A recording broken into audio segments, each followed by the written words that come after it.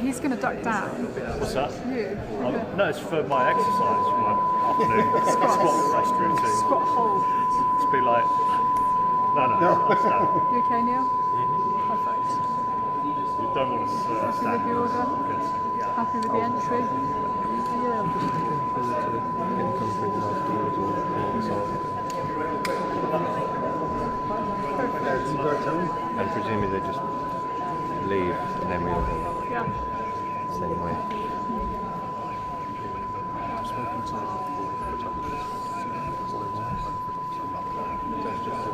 I was going to use the top mic as a backup. I'll stand over by that one. I can turn it down and only bring it out if I need to.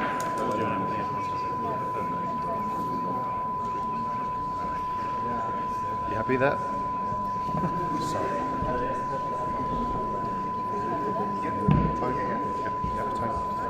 Yeah, I can do it in the front. That's perfect. That's right.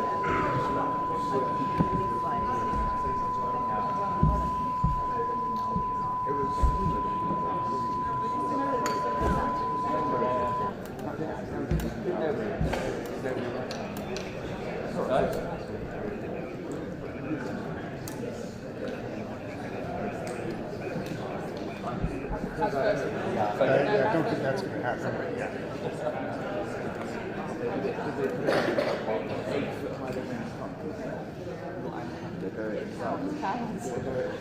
Yeah, this is slightly different.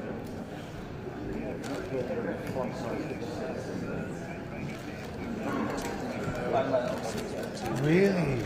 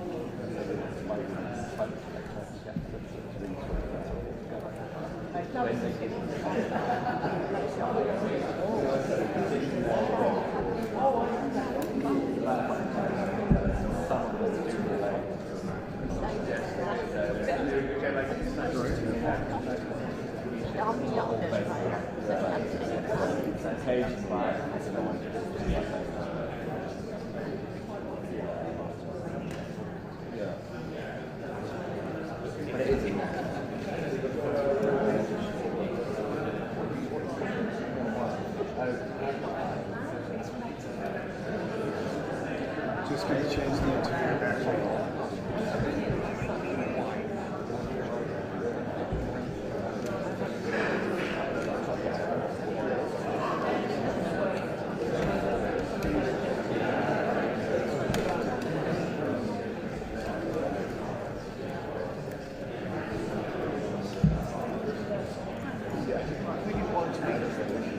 You got me back?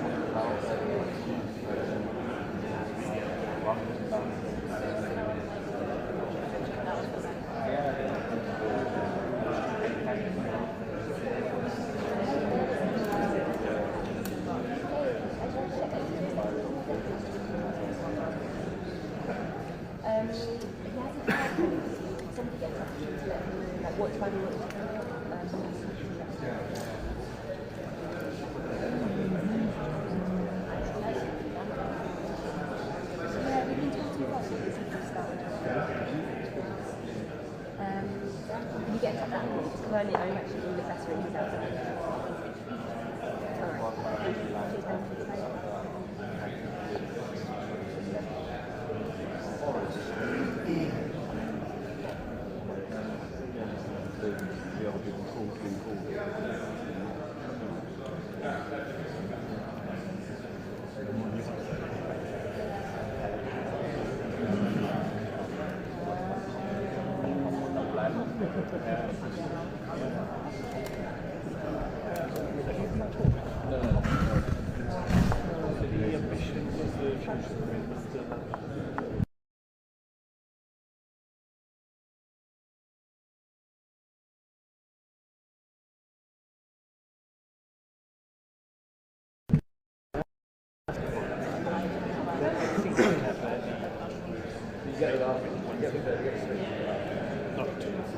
No, but just on the hands.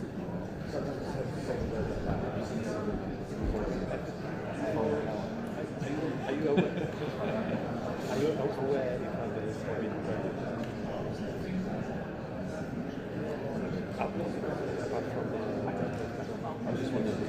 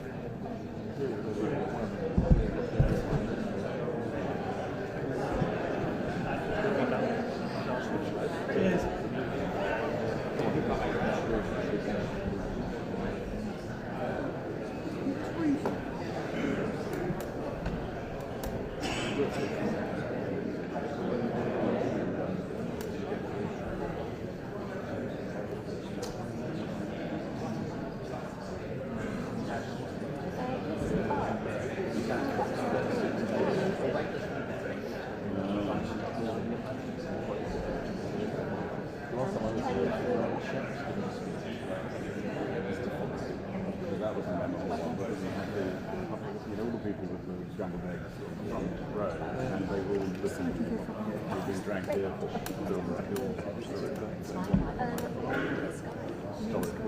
tell it.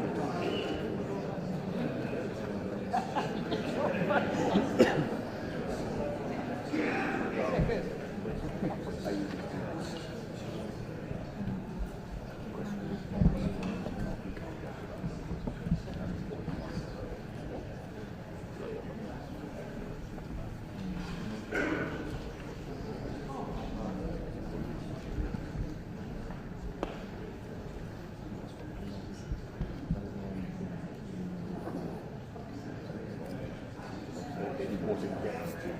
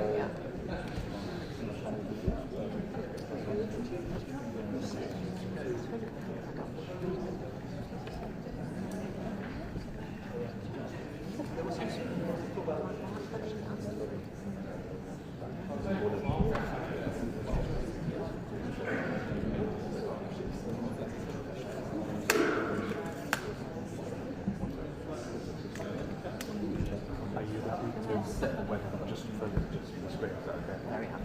Thank you.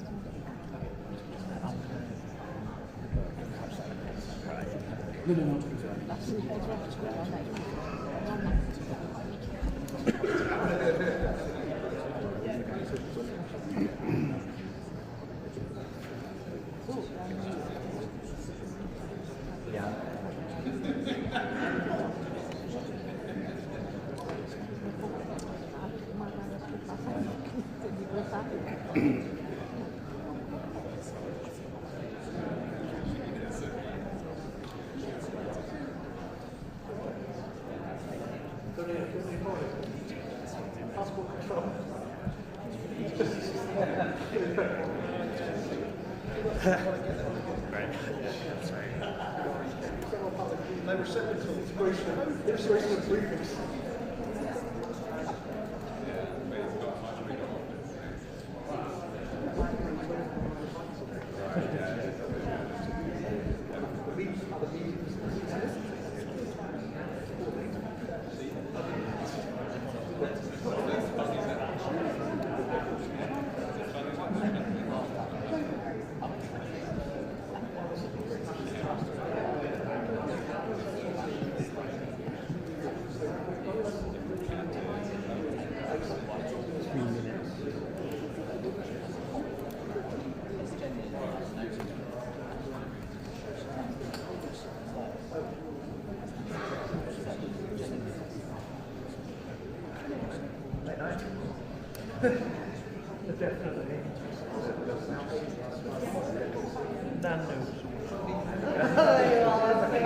There's the colour you need.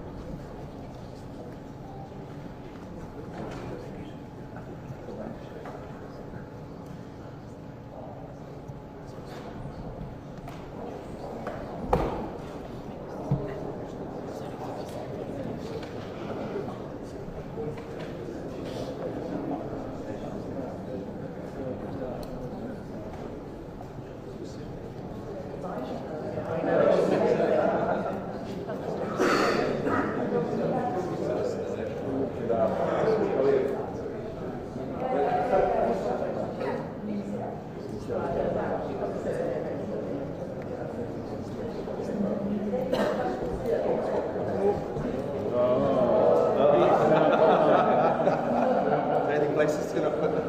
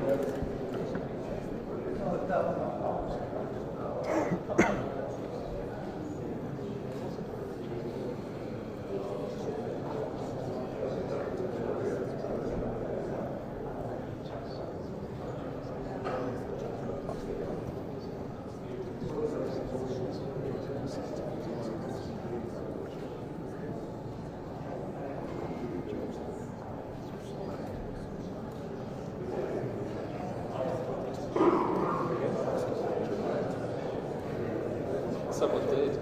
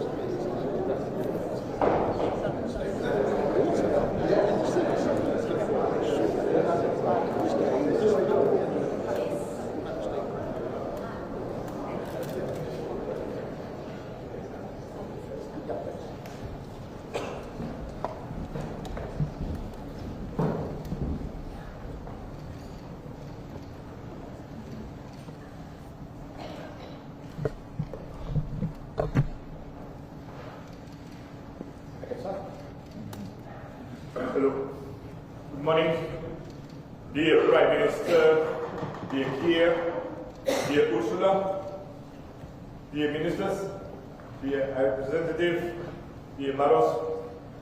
Let me begin by thanking Prime Minister Keir Starmer for hosting us here in London for what has been a timely and truly productive summit. A few months ago, Prime Minister, you spoke of your ambition to reset the relationship between the United Kingdom and the European Union. Today, I'm proud to say we together have delivered on that ambition. You succeeded, we all succeeded. The agreements we have reached today mark not just progress, but a new chapter in the relationship between the United Kingdom and the European Union, the start of a renewed and strengthened strategic partnership. Over the past months, we have worked tirelessly to rebuild trust. As we discussed during my visit to Downing Street in December, in an increasingly volatile world, deeper collaboration between like-minded partners, natural allies like us, is not a luxury, it is a necessity. Then back in February, I invited you to join the European Union 27 leaders at a retreat in Brussels to discuss defense matters. There I felt a new positive energy in our relationship. I saw the great potential of what we can accomplish together to make real, tangible progress for the people of the European Union and the United Kingdom.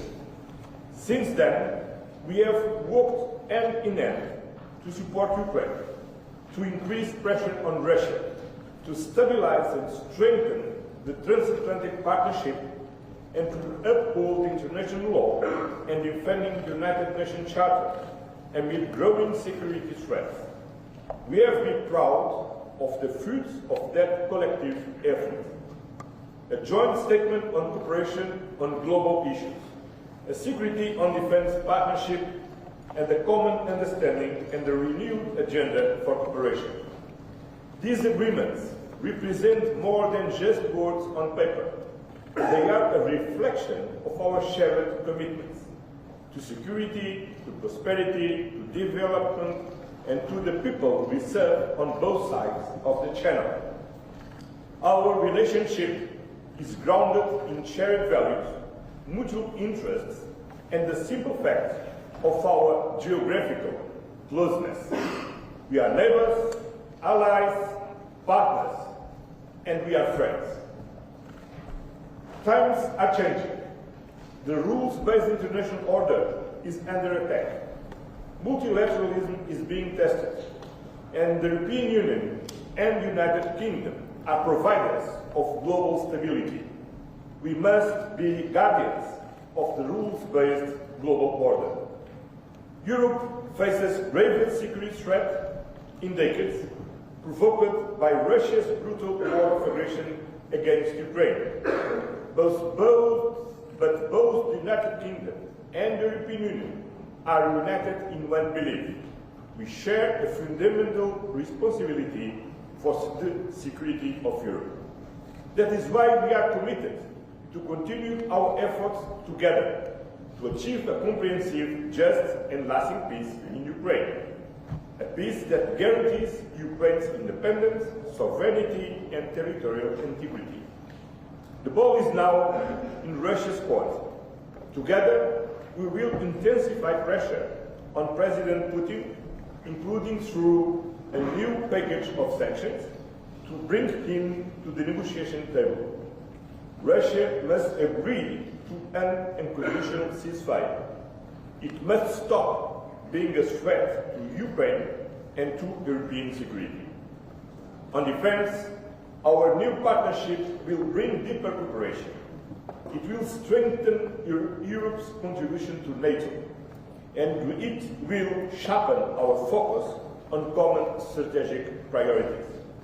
On trade, we are united in our commitment to economic stability. We both believe in free trade, fair, sustainable and open, as the engine of prosperity for our citizens and for the global economy. On migration, we will work together to reduce irregular flows and to strengthen cooperation with countries of origin and transit. And finally, today, we also address the situation in the Middle East. In particular, we address the tragic humanitarian crisis in Gaza, a tragedy where international law is being systematically violated and an entire population is subjected to disproportionate military force. There must be safe, swift, and unimpeded access to humanitarian aid. The remaining hostage must be unconditionally released, and the permanent ceasefire must be reached now. Our discussion reaffirmed our shared conviction that lasting peace and security in the Middle East can only be achieved through the implementation of the two-state solution. Prime Minister Keir, your leadership has been instrumental in turning ambition into action. Today's agreements are a testament to your determination and to the new tone you have brought to our relationship. The United Kingdom and the European Union are stronger when we stand together for prosperity, for security, and for peace in Europe and beyond. This is the message that underpins our renewed cooperation. This is the direction we are taking together after this successful summit, which will be just the first of many, because, as we have agreed today, from now on, the European Union and the United Kingdom will meet every year. So, we see you last week in Brussels. Thank you very much. Thank you very much. Yes, thank you very much, Antonio. Thank you for the words. But my here, this is a historic moment because it is the first ever EU-UK summit, and it is a success. And this is also thanks to your leadership. And I really want to thank you for the leadership, because it's not only about the summit, a day where we are here now in London, but it's all these weeks and months of preparation and hard work to get to the excellent result that we have. We're turning a page. We're opening a new chapter in our unique relationship. This is the story of historical and natural partners standing side by side on the global stage, facing most of the same challenges, pursuing the same objectives, like-minded, sharing the same values, and thus we are looking for solutions that are beneficial for both our people and standing shoulder by shoulder when it comes to really getting to the solutions. I want to have a look at the common understanding, which is basically the roadmap that we have agreed on to follow now after this summit. First, we have concluded our security and defense partnership. This will boost our cooperation in security and defense initiatives. There are lots of topics covered. For example, on the defense industry, but also military mobility, peace building, crisis management, or the countering of hybrid threats, just to name a few. And this is the first step towards UK participation in Europe's defense investment program. We call it SAFE. It's 150 billion euros of loans for joint procurement, and this security and defense partnership opens the door towards the joint procurement. We need another second step, but this joint procurement we've discussed will increase our readiness, will close military gaps that we have, and will increase, that's of most importance, our interoperability when our armed forces are going on missions together. It will create new opportunities, of course, for our defense industries, and as I said, open the opportunity for stronger, more coordinated support also for Ukraine. That's important either through joint procurement of military capabilities that then are brought to Ukraine, or for direct investment in Ukraine's defense industry. This is against the backdrop that we stand united behind Ukraine's fight for survival, and that we're strongly committed to a full and unconditional ceasefire leading to a just and lasting peace in Ukraine. My second point is that I want to speak about what lies at the heart of our partnership, and that's the people. Millions of families and friendships are on both sides of the channel. I am thinking back of my times as a student here in London, and from that experience I know the first place abroad you go when you're a young person, it's an impression for life. You fall in love with the city and the country, and for the rest of your life you're the best ambassador for this country. Therefore, I'm so glad that we have agreed that we will have Erasmus Plus for young people, and that we will work towards a youth experience scheme, just about this experience. This will allow the next generation to once again live and study in each other's countries, and this will build friendships that will last a lifetime. Turning to what connects us further, that is the topic energy and joint climate goals. Today, we have decided to explore the UK participation in the EU's electricity market. It's good for the stability of energy flows. It is good for our common energy security, because we know that a bigger market will also be good for lowering energy prices, and it will attract more private investment because of the regulatory stability and predictability that is there, to tap into the vast potential that the North Sea offers, specifically for renewable, cheap, and homegrown energy. In addition, we're both committed to leading by example on the path to net zero, and that's why we've also agreed to work towards linking our emission trading system. A larger integrated system is a big step forward in decarbonization and creates a level playing field. Today we also decided to facilitate trade flows of agri-food products between us, and to work towards a common sanitary and phytosanitary area.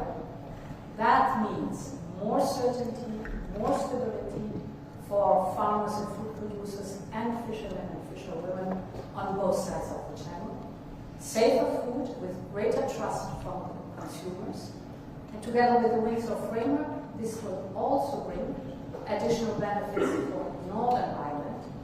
It will further ease the movement of agri-food goods between Great Britain and Northern Ireland, and Northern Ireland will continue to enjoy dual access to both the EU single market and the UK internal market. And in addition, it's a lot that we have agreed on. In addition, we have reached an agreement on fisheries, ensuring reciprocal access to waters until 2038. This is so important for long-term stability and predictability. And we have agreed to preserve the historic tariff-free trade in steel products. Steel is a vital sector for both our industries, so this decision is great news. Finally, I'm coming to an end. On justice and migration, we're stepping up our cooperation to keep our citizens safe. That means more joint operational work, especially through Europol, and the seamless exchange of information. Because as we all know, crime doesn't stop at borders, neither should our response. On illegal migration, we are joining forces to crack down on smugglers and traffickers. This is organized crime. Our goal is clear. We want to protect our borders and prevent further tragedies. We are also stepping up there for our joint cooperation with third countries. As you know, we on the European Union side have made this one of our priorities, and we welcome that the UK is joining us in this effort. Dear Keir, what we have agreed today is historic. It will make a real difference to people in the UK and across our union. But the message we are sending to the world today is equally, if not more important. It is a message that at a time of global instability, and when our continent faces the greatest threat it has for generations, we in Europe stick together.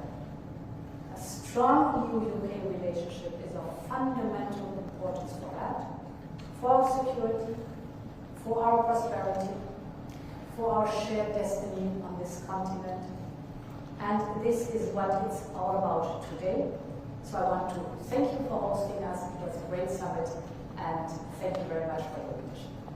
Well, thank you, Ursula. Thank you, Antonio, for your words, and thank you for your leadership on this as well. Ladies and gentlemen, Britain is back on the world stage, working with our partners, doing deals that will grow our economy, and putting more money in the pockets of working people. In the last 2 weeks alone, we've delivered trade deals with India and the US. And that means jobs saved, jobs created, more growth. And a huge vote of confidence in this country.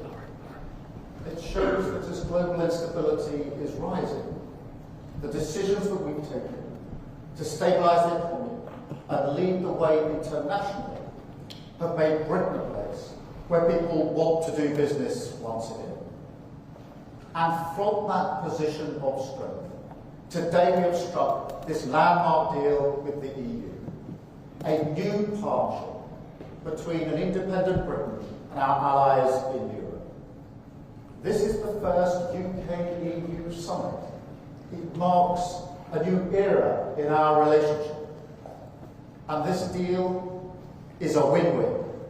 It delivers what the British public voted for last year. It gives us unprecedented access to the EU market, the best of any country outside of the EU or EFTA, all while sticking to the red lines in our manifesto about not rejoining the single market, the customs union, and no return to freedom.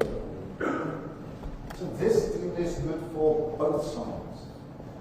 And let me set out why it is good for Britain. We've struck an SPS deal to make food and agricultural trade with the EU cheaper and easier. And that is slashing red tape and bureaucracy. And that means lower food prices at checkout, more choice in our supermarkets, and of course more money in people's pockets. It will boost British exporters because once again, after a long absence, we'll be able to sell great British burgers, shellfish, and other products into the EU. We've also struck a new defence and security partnership to strengthen our cooperation and strengthen our security, which is vital in this dangerous new era. And it will open the door to working with the EU's new defence fund, providing new opportunities for our defence industry, supporting British jobs and livelihoods.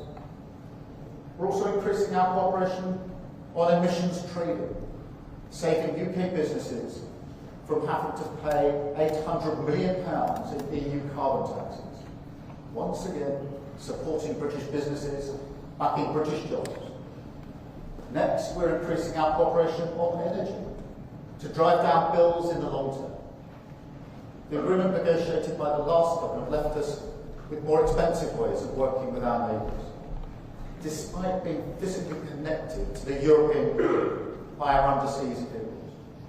Today's deal will see us work to bring these systems together, benefiting bill payers and boosting our renewable industry in the North Sea. Today's deal is also good for British steel, protecting our steel exports from new EU tariffs, saving the industry £25 million every year.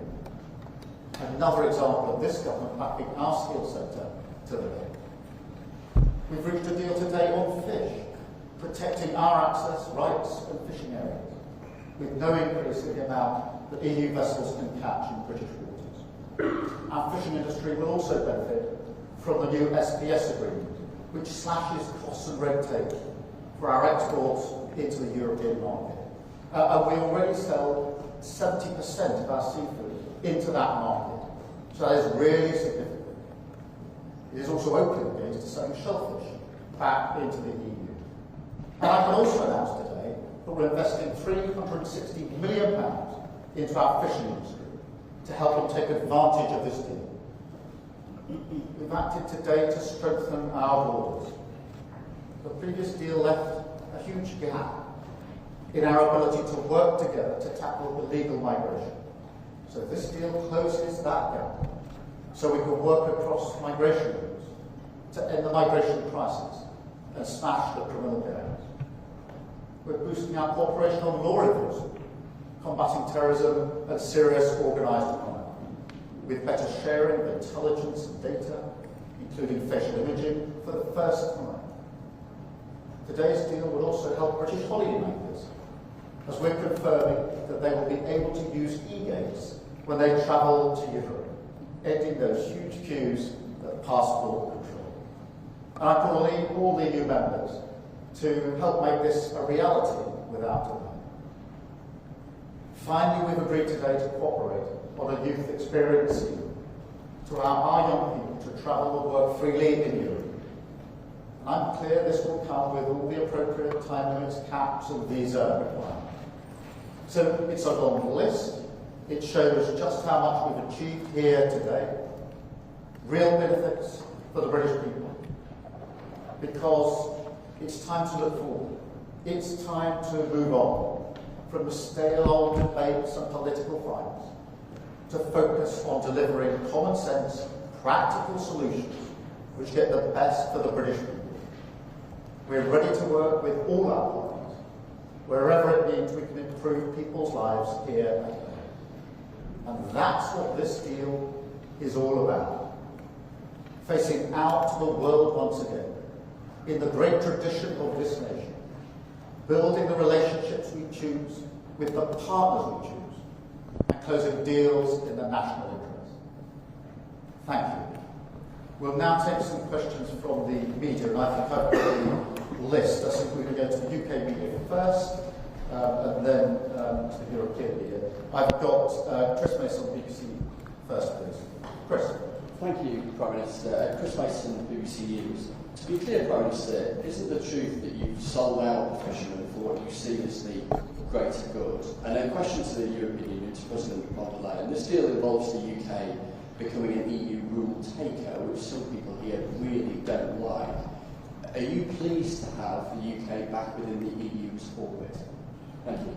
Chris, let me go first. Firstly, the focus, the driving principles of the comprehensive set of arrangements we've agreed today is about bills, it's about jobs, and it's about borders. They're the driving principles. And the SPS zone cuts away a huge amount of red tape for businesses in the way that we trade. It is incredibly important for fish because over 70% of our seafood goes into the European market. So for the first time under this arrangement, our fishing communities are able to sell more easily into the European market. As I say, 70% goes into that market. The length of time for the agreement provides the stability, because what would have happened next year is we would come off the current arrangements, but then into year-on-year negotiations where nobody knows year-on-year where they stand. This gives stability in relation to that. It also opens the door for shellfish and the like to be sold back into the European market, which wasn't available before this deal. And of course, we've announced the £360 transformation fund. So what this goes with is that access on a permanent basis, the SPS agreement on a permanent basis for our fishermen and fisherwomen in our fishing communities into that market. Huge amount of their stock goes into this. So this is good for fishing. Yes, on your question on the rules, because the United Kingdom is a sovereign country, it can take agreements like this one, develop agreements like this one. Of course, whenever we have an agreement among us, we define together what the rules are, how we will act together on a specific topic. So it shows the sovereignty of the country by being able to take agreements like this one here today. me go to Robert Peston, ITV. Robert. Prime Minister, Robert Peston, ITV. Prime Minister, isn't this almost the worst of possible worlds, in the sense that you laid yourself open to accusations of betrayal from Brexit supporters because we are again having rules set for food by Brussels, while you're adding back just a 20th of the GDP, the national income, that we lost when we left the European Union. And Madam President, if I may, today's framework, do you see it as an end, or do you see this as the beginning over coming years of greater integration, again, between the UK and the EU? Well, Robert, let me be absolutely clear. This is the result of serious, pragmatic negotiations that are good for our country. And they're absolutely focused on delivery. In the same spirit, the same mindset that we struck the deal with India and with the US. So this is very good for our country. It is hugely ambitious and comprehensive. The SPS zone, really important in terms of our market access, getting rid of the red tape and the bureaucracy that otherwise would have been hugely important as well to Northern Ireland. Then the security and defence partnership, in an era where we're forever saying quite rightly that it's an increasingly insecure world, to be able to strike that partnership so we can cooperate better together, invest in procurement better together, and open that door to the European funding is hugely important. The emissions trading is going to be for businesses extremely welcome, because otherwise they would be paying £800 million year on year in carbon taxes. On energy, we're making permanent the current chapter and looking to access to the EU electricity market. On British steel, quotas, specific country quotas for British steel, hugely important in the current environment. On fish, that access to the market. Shellfish being opened up, again, the transformation fund. E-gates, which for many people will be the first discernible difference in terms of travel ending those queues. On law enforcement, where there wasn't really enough in the current deal, operational work together on institutions like Europol, sharing data, particularly facial mapping, irregular migration. We're pushing forward way beyond the TCA in terms of what we're going to do together and the youth experience. So the breadth and comprehensiveness of this agreement shows that if you focus seriously and pragmatically on deliverables, you can make a real difference for our country. Just like India, just like the US, other governments have talked and talked and talked with great rhetoric about what they're going to achieve, and achieve little or nothing. We roll up our sleeves, we've been seriously pragmatic, and we're delivering a very, very good deal for our country today. Yes, on your question on the framework, I would say the common understanding, that is the document that shows that we're engaging in greater cooperation. And the Prime Minister has just described the topics. I mean, we are sharing the same interests.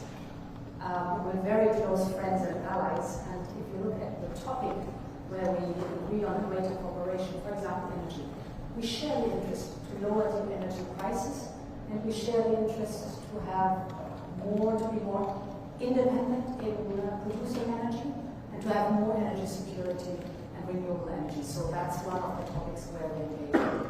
The emission trading system, fighting climate change, is the same interest we have on both sides. Security and defense, you just described it. It's a big topic where we can together really achieve big steps forward. Migration, health, hybrid threats. If you look at the roadmap that we have agreed on to develop, I mean, there's a lot of work still ahead of us. That's amazing to see. It's just a better cooperation and a closer cooperation that we are framing here.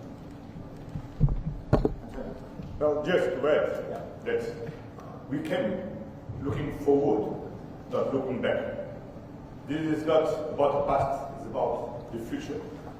We don't talk about our previous relationship, but we are working on a new strategic relationship. This is not a new turn, it's a new chapter, a new strategic partnership, a new security and defense partnership based on the shared values and the shared challenges that we want to address together as we express in our joint statement. Thank you. And can I come to Beth? Thank you, Prime Minister. Beth Rigby, Sky News. You staked your reputation on getting this deal, and to nail it down, you have given the European Union 12-year access to UK fishing waters, and you have agreed, having ruled it out last year, in principle to a youth mobility scheme. There are those today criticising you for backsliding on Brexit. Don't they have a point? And if I may, I need to ask you about what's happening in Gaza. The UN's aid chief has warned action from the UN Security Council is needed to, quote, prevent genocide in the Gaza Strip. Do you think it is genocide? And can you, in good conscience, stand there as a leader and say you have done all you can? And to the Commission President, it has been a difficult few years between the UK and the EU. You describe this deal as turning the page on those years. Many Britons will welcome this deal, but what is your message to those who voted Brexit in the UK and view these new arrangements with suspicion? Thank you. Beth, this is a comprehensive agreement. It is balanced, reciprocal, and has huge benefits for the United Kingdom, based on our three principles, which is driving down bills, driving up jobs, and absolutely having control of our borders. And it delivers on all of those really important things. And I think it's really significant, as you'll see supermarkets already coming out saying how much they support the deal, because they know what this means in terms of the SBS agreement for the prices in their supermarkets, which of course are the prices impacting on working people across the country. I think Sam and Scotland have come out already saying one of the huge exports from Scotland, how important it is from there. So I listen to the voices of those that are trading, the businesses across the country who are saying this is a good step forward, over the voice of those from either side who predicted what they would achieve and achieved very little. And most of the people complaining about the deal were people who were saying before one single word of what it said that they were against it. So I look at how does it impact on working people? What are those supermarkets saying? What are those businesses saying? Because they're all welcoming it, and they're welcoming it for a reason. That's because it's a very, very good step in the right direction, a really important development. Let me separately address the question of Gaza, because it's a really serious, unacceptable, intolerable situation. And that's why we are working intensely to coordinate with other leaders how we respond to this, because it is intolerable, it is unacceptable, and we will continue to work in that way. Thank you very much. Beth. Yes. So we are sovereign neighbors. We're friends, we're allies, and this is a new beginning for old friends. In this spirit, we have designed the roadmap that we are working on together, and I think it shows, the content shows that we are working towards a friendly cooperation that is of benefit for both sides of the channel. On Gaza, the humanitarian situation in Gaza is unacceptable. For 2 months now, no humanitarian supplies have entered Gaza. Aid must reach civilians immediately, and the blockade of Gaza needs to be lifted now, because humanitarian aid must never be politicized. And we are calling for a resumption of the ceasefire and immediate release of hostages so that a permanent end of hostilities can be finally achieved. We are convinced that the only solution is a two-state solution. This means, among others, also a functioning Palestinian Authority. We are strongly supporting and financing the Palestinian Authority, and we as a Commission will propose a multi-annual package of 1.6 billion euros for the years 25, 26, 27 to support the Palestinian Authority. Just to add about Gaza. As the Prime Minister said, as also said, is unacceptable. Israel must stop now immediately. The Hamas needs to release immediately all the hostage, And we need all together, as international community, to help the parts to build the two-state solution, the only one who can ensure a lasting peace in the region. Thank you very much. And Chris Hope from GB News, please. Thank you, Prime Minister. Chris Hope, GB News. As you know, Mr. Keir Starmer, critics say your deal turns into rule takers, not rule makers on standards. The Scottish Fishermen Association, the Federation, say your deal is a horror show, far worse than Boris Johnson's botched Brexit agreement. Are they right? Have you been stitched up like a kipper by the European Union? Ms von der Leyen, the Tories will say today they will reverse everything you agreed today. What's your message to them? And Mr Costa, what are your plans for your future summits? Do you want to see the UK and re-enter the single market and the customs union in your lifetime? Chris, let me again repeat the driving principles behind this deal, which is really important, which is the question, does it bring down bills? And I think it's really important to see the reaction of supermarkets of Sam Scotland to begin to answer that question, because they are celebrating this because they know it will reduce prices. And we all know how hard the cost of living crisis is bearing down on working people, and therefore bringing down bills is hugely important. Does it boost jobs in security, in defence, steel, of course, and of course across all those areas affected by the SBS agreement, energy and electricity also within the scope of this. And then, of course, does it take vital measures to help protect our borders? And this goes beyond what we've been able to do before in answering those questions. So they are the principles that we set for this. I think it's important to remember in relation to fishing that next year, under the old arrangement, we didn't cease to have any EU fishing in our waters. We simply went to a year-on-year negotiation, which means there's no stability for anybody. And because of the SPS zone being permanent, that does mean for fishing communities that the fish can be sold into the European market. When 72% of your fish is into the European market, that makes a material difference in terms of cutting the red tape and the bureaucracy. And of course it unlocks some of the shellfish, etc., which couldn't be sold into the market at all until we made this arrangement.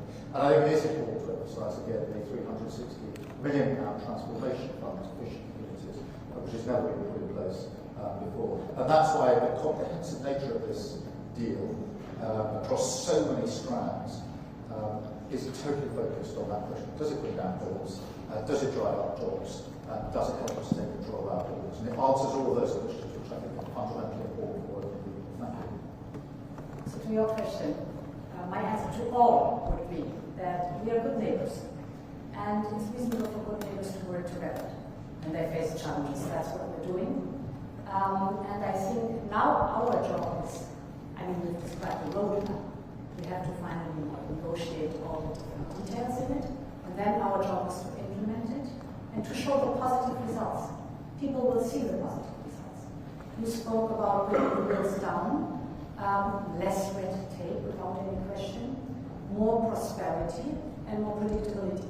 So ask us again in a few years and then we can show exactly what we have delivered. Well, thank you very much for your question. I had the privilege to work in the European Council with David Cameron, Theresa May and Boris Johnson. I had the experience to negotiate with Cameron an agreement to avoid the Brexit, to negotiate with him the withdrawal agreement, the Windsor agreement, the trade and cooperation agreement with him, with Theresa May, and finally with Boris Johnson. This is the past. Now, with Keir Starmer, we are turning the page, look at the future, and closing the gaps, but build on a new strategic partnership. Building and working on a new common understanding, a very ambitious roadmap, not to return to the single market, not to return to the customs union, but to do better together as neighbors, partners, allies, and friends. Thank you. I'm going to go now to European media. I've got Euractiv first, which is Owen Moore. Right, thank you, Prime Minister. Owen Morgan with Euractiv from Brussels. There's obviously plenty to read into on the package announced today, but the question, if I may, on how this impacts the agreements that the EU and the UK already have. You'll be aware that the European Commission in December took the UK to court over its treatment of EU citizens living in the UK. That case concerns a number of potential breaches of the withdrawal agreement, the divorce deal. Just speak up just a little bit. Okay. So the European Commission took the UK to court in December over its treatment of EU citizens living in the UK, and that concerns a number of potential breaches of the withdrawal agreement. Today's package once again talks about the full, timely and faithful implementation of those agreements. So to the Prime Minister, what assurances have you offered the EU as part of these talks on your implementation of the withdrawal agreement? To President Costa, are you satisfied with those assurances? And to President von der Leyen, does the Commission's legal action and court case still remain on the table? Thank you. Let me be absolutely clear that this builds on the agreements we already have in place, which we respect and have agreed on the basis that we fully implement. And that's been the platform on which we've been able to take this forward. And we've already, in relation to citizens' rights, etc., made advances even before today. But this is the premise of the idea that this is a government that, when agreements are struck, respects those agreements and sticks to those agreements. And on that platform, we've been able to build so much of what we put before you today. That's all. Okay. I'm very satisfied because we now have a clear commitment to a fully and timely implementation of the previous, what is previously agreed, all these treaties. But now we have a roadmap to work together and to deliver to our citizens in the European Union and in the United Kingdom what is more important: safety, security, and prosperity. And the Prime Minister translated very well what means prosperity. Prosperity means economic growth, jobs, lower inflation. And this is for this what we are working together, because together we are stronger, and together we can deliver more to our citizens. Then I'm very satisfied, and I'm looking forward for continuing to work together. Thank you. So, in former times we have agreed on a set of rules which are present defining the framework in which we are, for example, dealing with the topic of free movement. Everyone on both sides has to abide to the rules. We have to implement these rules, and in some cases we are searching for legal clarity. This is a normal process that goes on, not only on the topic of free movement, but on every topic where you have to implement the rules that the state of play. Thank you very much. I've got Mr. Valero from Bloomberg. Good afternoon, Juan Valero with Bloomberg. First, for your Prime Minister, a couple of details on the agreement reached. What's the number of young people coming from the EU that you would consider acceptable to benefit from the new mobility scheme?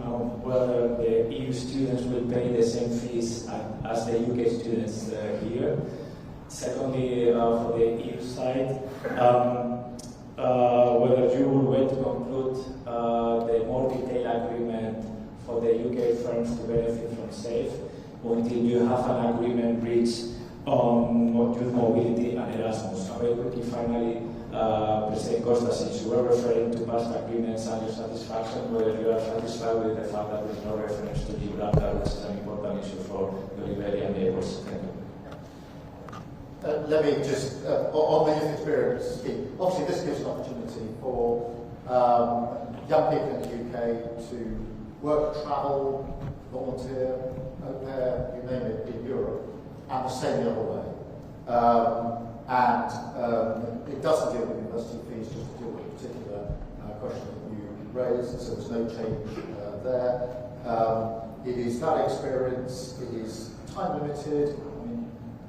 numbers to be agreed, so it's not an uncapped scheme, it will be a visa scheme. So everything will now be done through mutual agreement as we go forward, but they're the principles behind the experience, which has great opportunities for UK young people, and also great opportunities for member states young people as well. So two parts of your question. The second part first, because the Prime Minister just spoke about the youth experience and Erasmus Plus. We very clearly said that we work towards both. What is of course now important to detail, to sort out all the details and to describe and then implement all the details. That is now the process that is starting, but the political will is very clearly stated in the paper. We want to work towards Erasmus Plus and the youth experience scheme, which is good news for the young people. Your second question was on SAFE for the UK. Indeed, it's a two-step approach towards SAFE. The first precondition is the security defense partnership. That has been concluded today. And it opens the door for the UK to participate in the joint procurement under SAFE. Then there comes the second step that is necessary to negotiate a second agreement. And here we detail out, it's again a process of detailing out budget contribution, reciprocal market access, and rules on security of supply. And this will give, that's important, in the end, the UK industrial participation. This is the goal that we have to do. On Gibraltar, the Commission and the United Kingdom government are talking, negotiating. Arasekovic, David Levy is making a very good job. It's an ongoing job, work, and my feeling is we are not very close to conclude this work. No, very? Not very far. Ah, no, very far, sorry.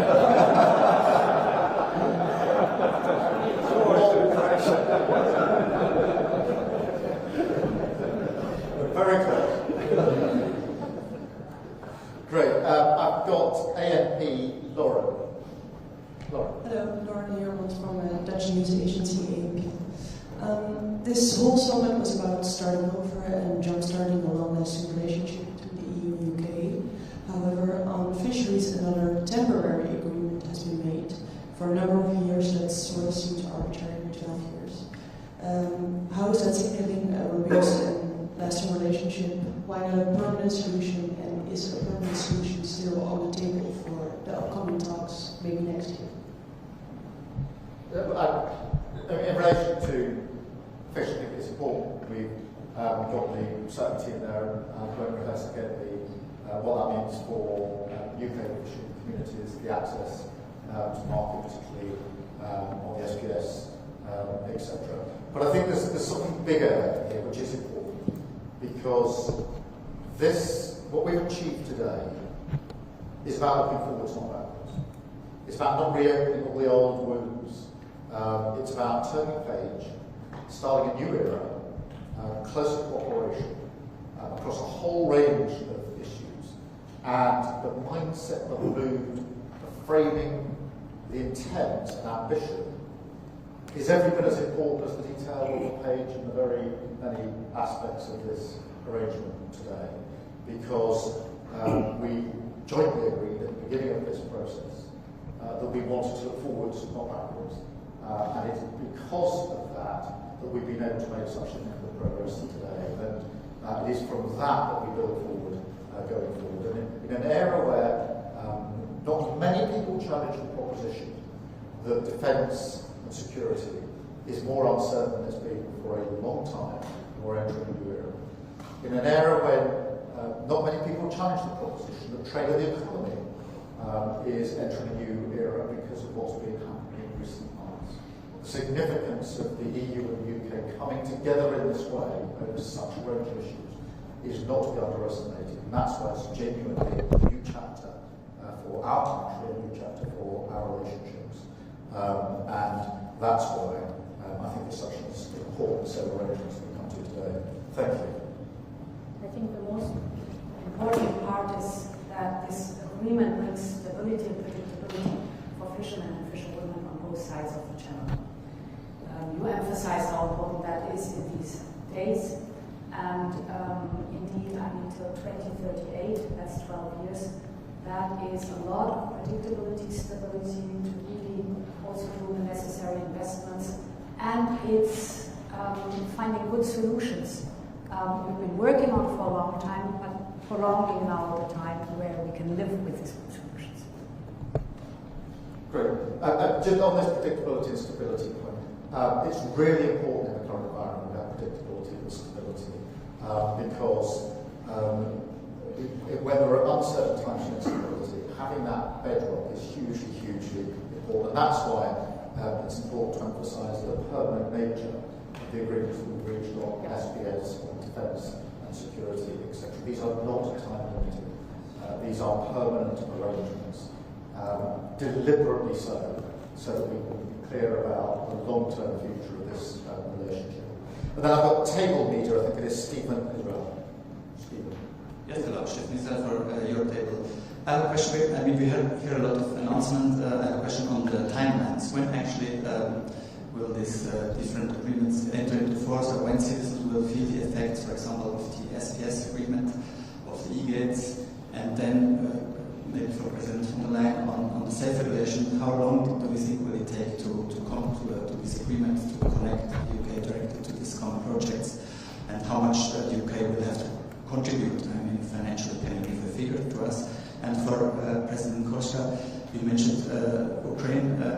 If I'm not wrong, I think at this moment, or maybe in an hour, President Trump will call President Putin. What is your expectation, and what if he cannot convince Putin to agree to this unconditional ceasefire? Would the EU go ahead with more sanctions, and what kind of sanctions? Thank you. Let me address the timelines to start with. Firstly, can I emphasise the speed with which we've got to this summit and the achievements at this summit, because we came into government just over 10 months ago. We started in earnest in the autumn of last year in terms of what we wanted to achieve from this summit, and therefore in 6 months or so we're able to agree across this broad range, comprehensive range of issues, and that is real progress at pace. In the past, I genuinely think it would have taken very much longer to reach any one of those strands in terms of agreement. And our message to our negotiating teams this morning, as we celebrated how far we'd come, was to go at pace to make good on these commitments now. And that's a joint instruction to our teams. So we want to see the benefits of these coming just as quickly as possible for all of our citizens. And so you can expect the same pace and intensity as we go forward on each of these strands going forward. Thank you. I can continue here. The SAFE instrument has not just been approved by all the institutions, so it's ready to go. And therefore, we have to work hard that we have the second step also negotiated, and then we're going to be indeed ready to deliver. So it's a question of, I hope, only a few weeks, and then we should be done. Achieve just and lasting peace in Ukraine is a main priority for the European security. And for this is essential unconditional and immediate ceasefire from Russia. I wish all the best for this call between President Trump and President Putin. We have been very supportive of all President Trump's efforts to stop this war. With the strong leadership of Prime Minister Keir Starmer, built a coalition of the willing to ensure that a positive outcome of this effort from President Trump ensure effectively a lasting peace in Ukraine and enough security measures. Then we are waiting with anxiety for the outcome of this talk, and I wish all the best for this talk, because from this talk depends a lot of the future of Ukraine and the people of Ukraine. Thank you, Antonio. Thank you, Ursula. Thank you, all. Thank you. And we stay close, not sorry, sorry,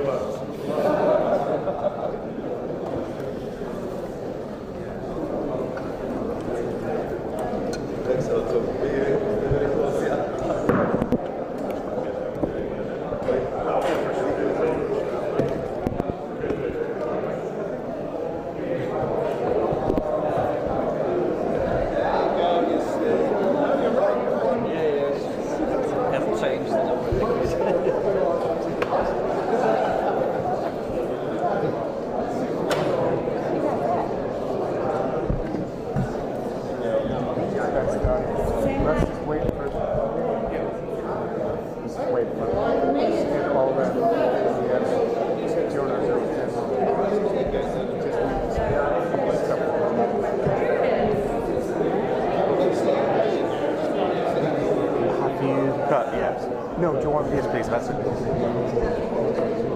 Do you want to put bars to line, please? Everyone needs to stop.